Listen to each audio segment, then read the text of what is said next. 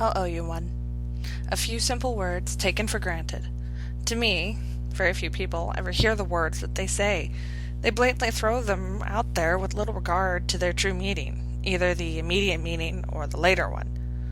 I owe you one. Those words changed everything about my life. When I said that to him, I meant it. I always hold true to my word. In this world, that is all anyone really has. A little about myself. I work in a little rundown bar, nothing to get too excited about. The people who come here have been coming here for so many years. It's ridiculous. I've worked about 5 years in this place. I know my regulars, their problems, their likes, their mannerisms, their dislikes. I know very few by their real names, to be honest. Others I know by their nicknames that I've given them over the course of time. These people, these patrons, have become my only form of friends. My coworkers have become my surrogate family. I must admit that this is at fault of my husband. When we first met, he was beyond amazing, everything a girl could dream of in a man. But after the honeymoon, and the comfort began to settle in, things took a sour turn. All I will comfortably say is that I made close friends with the flight of stairs leading up to my apartment on more than one occasion, and more than I'd like to admit to. I don't wear makeup. I'm not allowed to, though I use foundation to mask the bruises or scars. I'm getting away from the point of me telling you the story, and in short, my work is a wonderful escape from Jacob. To tell you a bit about some of my customers that I like. First, there's Mary, a sweet little old lady, barely able to walk, let alone even hold a glass. She's been coming to my bar for what I've been told is close to 20 years. She's always alone. I talk to her a little, make her smile, and I carry those crazy old straws for her from my apron. She adores them. They help her drink without making a mess, and I do think she's losing her mind. She will occasionally ask me where her husband has gone off to. I tell her that he'll be back soon as he's done, and after a while Mary will have forgot, and she'll leave early in the evening. I don't have the heart to ask her of anything about her past. To be honest, it's not really my place. Mark is an interesting guy, in his own way. I don't think we really ever once said anything nice to each other. Insults, bitter sarcasm, and rude gestures is his and I's way of talking. We get rather colorful about our conversations, though be it brief. I have been scolded a couple of times for it. I'll leave it simply at the term of colorful rudeness. Take that as you please. My favorite customer is one that's solely mine. He refuses any other employee that comes to him, and he's probably also the meanest of them. Not in the fun, playful jerk way. He's a true blue prick. Well, he was. This one I named myself. I call him Hood. For all intent and purposes, I named him Hood because he never gave me his name and always had his hoodie pulled up over his head. Yes, uncreative, I know, but he is the reason that I'm telling this story. Hood comes down typically in the middle of my shift. It could be anywhere between a few days to several months where I won't see him. He comes and goes the same every time, silent and quickly. Hood rarely says more than a muttering, and that in his order for the evening. A pitcher of beer, doesn't matter what kind, and a fifth of Jim Beam. Always seats himself at the table in the darkest part of the bar alone. Hell, I've unscrewed light bulbs over that table just for him. No one ever seems to notice him in the bar. I can't recall a time where I've seen him in different clothes. He wears tattered and heavily stained black slacks, scuffed up black Converse, and what I'm going to call a white hoodie. This hoodie has seen better days, an innumerable amount of stains, varying from the dark red to a vibrant red and water-soaked oranges. His hair, it's a motley disaster of black knots and threads, and it seems to slither out along the sides of his neck and across his face. I also can't say I really ever saw his face. Not enough to tell. Hood has a temper. I've seen it flare up once at work. I was just coming to the end of my first year here.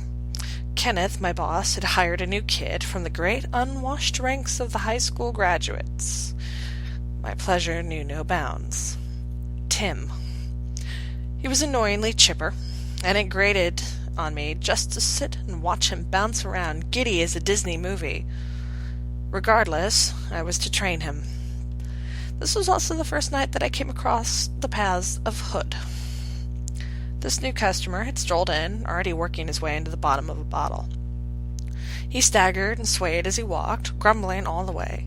Tim spotted him. The ecstatic boy hurried off before I could even give him a single instruction.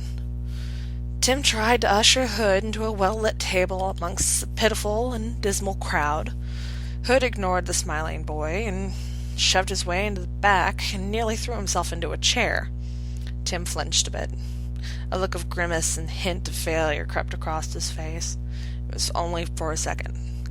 I smiled big at the dose of reality that he had just got.